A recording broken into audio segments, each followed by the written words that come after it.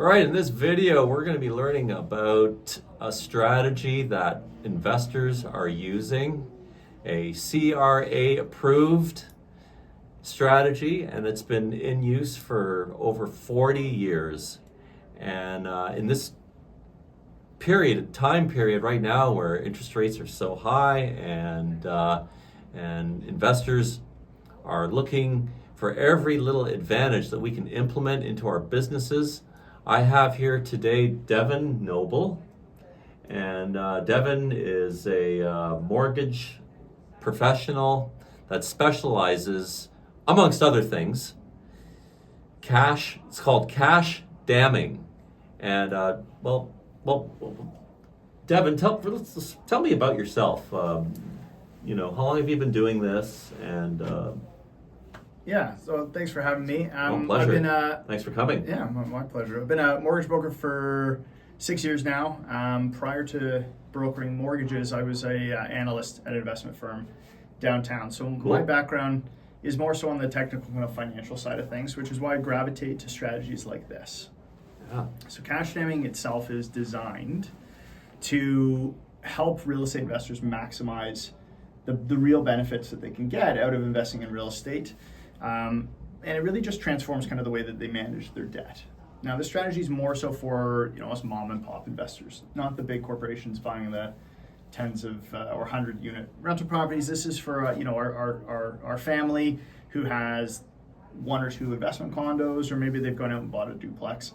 That's where this strategy can really come into play for those families to help them truly kind of pull every ounce of benefit that they get from that property. But you could, though, if you had lots of properties, you could still use this Absolutely, strategy. yeah. If you've got 10, 20, 30 properties, standalone, absolutely. The major consideration is if you're investing in real estate and you want to leverage this particular strategy, any rental property has to be owned in your personal name. We just need that source personally. It cannot be within a corporation. So it's not a numbered corporation. Correct. It has to be in your or your spouse's name. That's right. That's Both. right. Yeah, Got exactly. So cash damming itself, as I mentioned, really just transforms the way you manage your debt. Okay, and this is more so the perspective that not a lot of people know about. But the CRA actually treats our debt differently depending on why we're borrowing the money. Okay, and what I mean by that is when you borrow money to buy yourself a new home, that's typically a Canadian's biggest debt that we ever take on.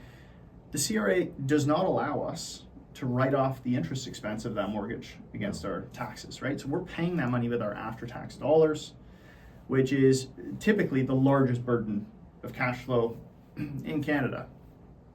Now, on the flip side, we get the capital gains exemption for our primary residence. So it's great. But when we borrow money to invest, like a rental property, we get to write off the interest expense against the income, reducing the tax bill, but we pay capital gains when we sell that rental property. Oh, yeah. Right? Cash damming effectively allows us to leverage both of the benefits of a rental property and the capital gains exemption on our primary residence, because we can turn or convert the nature of the debt, the mortgage on our home, into a tax-deductible investment loan over time. Okay, and we do that by really rearranging kind of a few things. The first, we need the right structure of the mortgage on our primary residence. We can dive into that a little bit later. The second is we need that source of rental income, because that's the tool that we're going to use to help us convert that debt over time. Okay. So let me understand the mechanics of this. You have your primary residence, and you're paying a mortgage on that. You have a rental property, whatever, triplex, duplex, singleplex. You've got a mortgage on that, and I'm a little fuzzy here. So you're taking, you're going to be moving payments over into your primary residence, right? Yeah. So most real estate investors do the following. You've got your primary residence, you go to work, you make your salary, and then you use your salary to make the payments on your mortgage, right? On your home. You pay that down. And when we're investing in real estate, it's going to generate us rental income, right? We're going to hope that the rental income is enough to cover all the property expenses. If not, you're having to fork out some extra money every month, right? Well, cash damming does things a bit differently. All right, so you're still going to go to work. You're still going to make your Mm-hmm. monthly payments on your primary residence to pay down the mortgage, but instead of using the rental income that your rental property is generating to pay the rental property mortgage and all those other expenses, you're going to use that money to make a prepayment on the mortgage on your home. Okay, and everyone always asks me at this point, well, how do I then continue to make the payments on my rental property, right? Yeah. Like if you just take in my cash flow, where am I doing this? Well, this is where the exact mortgage setup is required.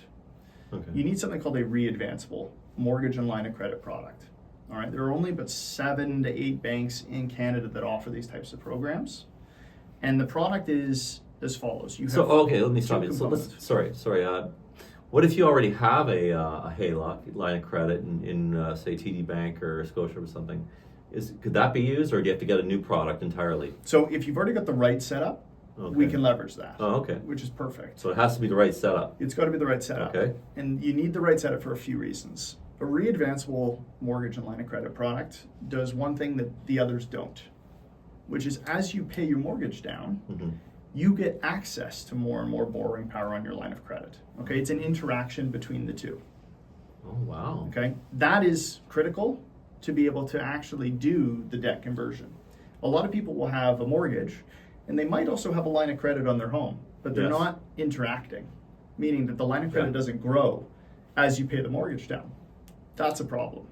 Okay. Because what we're gonna try and do is change or move as much of that mortgage over to the line of credit Oh, okay. as quickly as we possibly can.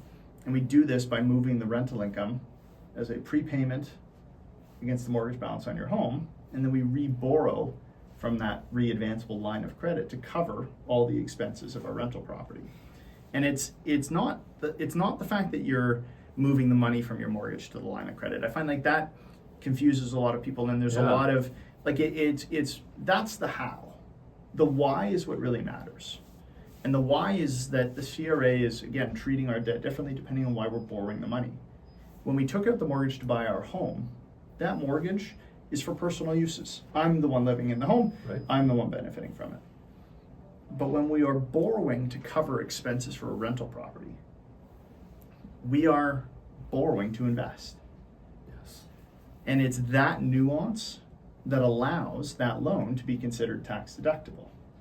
And so we're not borrowing any more money than we already are on a monthly basis. We're not taking out new loans. Okay. We're simply taking the rental income, using it in a smarter way to pay down the mortgage on our home. On our home. Yeah, Faster. correct. And because we're reducing the balance with our normal payment and the rental income payment, and then we're just borrowing enough that we need to cover the rental property expenses themselves, we're not taking on any more debt unless your rental property is in a big kind of cash flow negative spot. But we're now able to write off the interest that's on the portion of the debt, on the portion of the mortgage we moved across, because we're now borrowing that for investment. And this is different from, I mean, if you own rental property and you've got a mortgage, you're going to be paying interest. CRA gives you a tax break on the interest, but this is more, I assume, right? Well, this is taking a loan that we don't have those benefits for, Okay. right? And it allows us to start over time to treat the balance that's growing on the line of credit exactly like that mortgage that you took out to buy the rental property. Right. So it gives you the best of both worlds. You still maintain your capital gains exemption on your primary residence. Yes. But we're now starting to add the benefit of being able to write off the interest against or that mortgage would normally be charging. Okay. I mean, I saw some pretty nice numbers earlier today. Can you give us maybe some idea what could we expect on an average transaction? Yeah, so I do this personally for my family and I. And we kind of measure 3 different benefits. There are a lot of things that really come into play, but for us, what we want to look at is, okay, well, assuming our incomes stay at these levels, and we assume kind of an average interest rate of around 4% for the mortgage, which is actually slightly lower than the national average for the last 25 years. what are we going to save in potential income tax refunds by leveraging this strategy? So for us, it's just over $211,000. Okay, we get that because we're adding the interest off the balance of our mortgage that we're converting over time as an expense on our income tax refunds. The higher you earn, or the more money you earn, the higher those tax refunds will be. So as you are adding that interest expense on an annual basis against your tax returns, reducing that taxable income, you get the net tax refunds. For us, that total is around that $211,000 over the next 20 years. Now, cash jamming for real estate investors is designed to take those tax refunds and use those tax refunds to pay down the mortgage on your home years ahead of schedule. Right. So for us, that gets us out of debt 5 years early. So you're out of debt on your house quicker. Correct. You're using the CRA's money. Using the CRA's money. Above and beyond, you're also getting more. Exactly. So because you're out of debt 5 years early, we also measure how much interest you don't have to hand to the bank. Yeah. I don't factor in the principal payments of it because that's money that you would be putting into your own property. But the interest itself is money that you don't have to pay to the bank, right? And the more you shave off the mortgage in terms of years, the more interest you're going to save. So we're shaving about 5 years off our loan. Right. That is equal to about $143,000 of interest that we're saving over the lifetime. Like, these are not small numbers, right? Especially in Toronto. We live in Toronto. Everything's more expensive. Housing is high. Typically, mortgage sizes are larger. That's kind of the secondary benefit of it, right? So you have your tax refunds that allow you to get out of debt faster. Right. Getting out of debt faster saves you materially on your interest expense over the lifetime of your loan. The third, which is less so a benefit, but something that's good to really measure. And if you've got the discipline to leverage the strategy to its fullest, by being out of debt years ahead of schedule, you have freed up cash flow.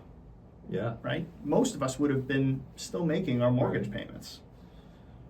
If you can take that money and invest it on a monthly basis, so effectively pay your own mortgage type of thing. On whatever. Put it into whatever. Yeah. ETFs or stocks. For us, real estate. We will build up over that 5 years saved. We'll build up about a $300,000 portfolio. Sweet. And what about the actual investment property itself? How is that being? How is the debt on that being affected? So the nice thing is it isn't. Okay. So the debt on the rental property and really the mortgage itself on your home, like, we're not actually changing much with this particular strategy. We're setting up the right structure on your home. We're moving the rental income differently, but your rental property, for all intents and purposes, stays exactly the same. You're still making those mortgage payments. You're still collecting the rent. It's just what you're doing with it that helps you build in efficiencies that you wouldn't have otherwise had. The rental is still going to take you your 20, 30 years to pay down. And there are obviously different strategies with rental properties. You're less incentivized to pay down a rental aggressively. Right? Why pay off a mortgage that is tax efficient? You want to pay off your debt that isn't tax efficient.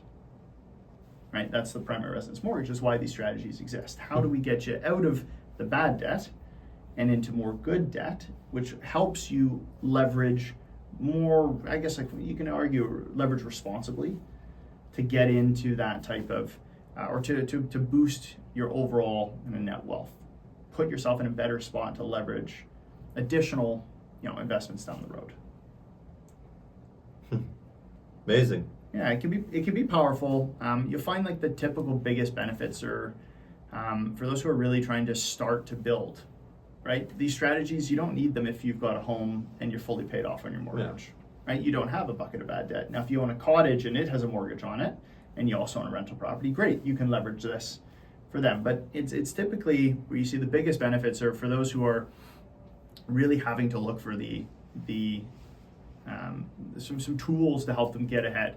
So they're high income earners, they want to raise a family in and around the GTA, they need that house, they need a home, maybe they've bought a condo previously, and instead of selling that condo to buy the home, you keep both, right? You refinance the rental, buy yourself the home, and then leveraging this strategy is going to give you back some annual cash flow with those tax refunds.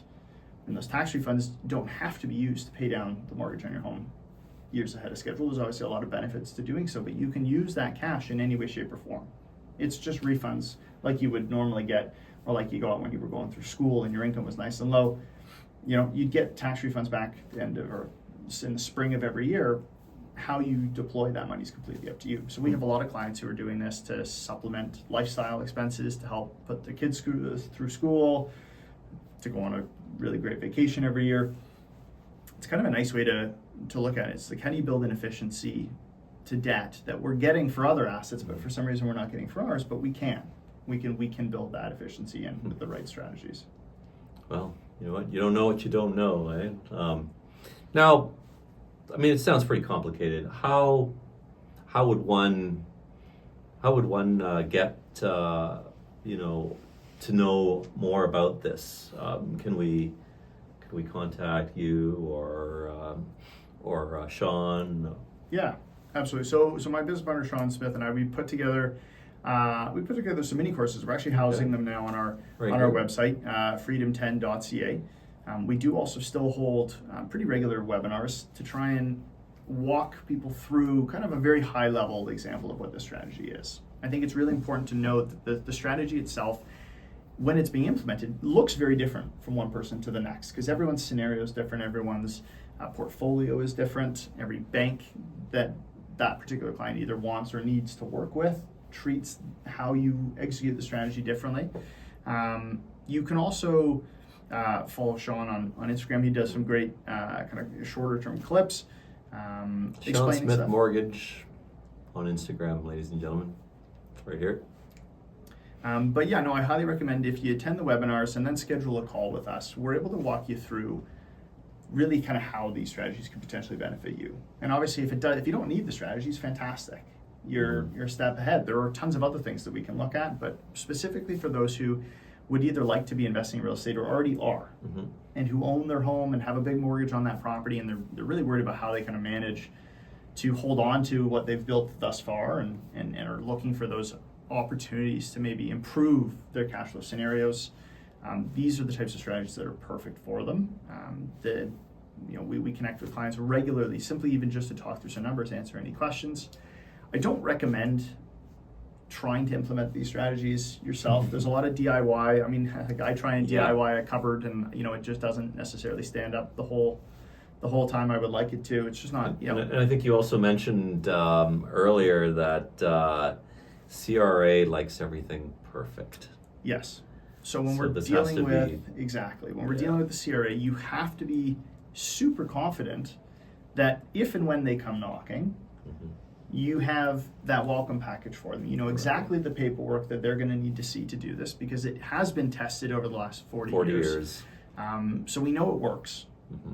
The biggest risk, and what a lot of people have found over those 40 years, is that if it's not done exactly correctly, then you lose the benefits and can potentially face penalties if you haven't been paying taxes on money that the CRA deems that you had to have.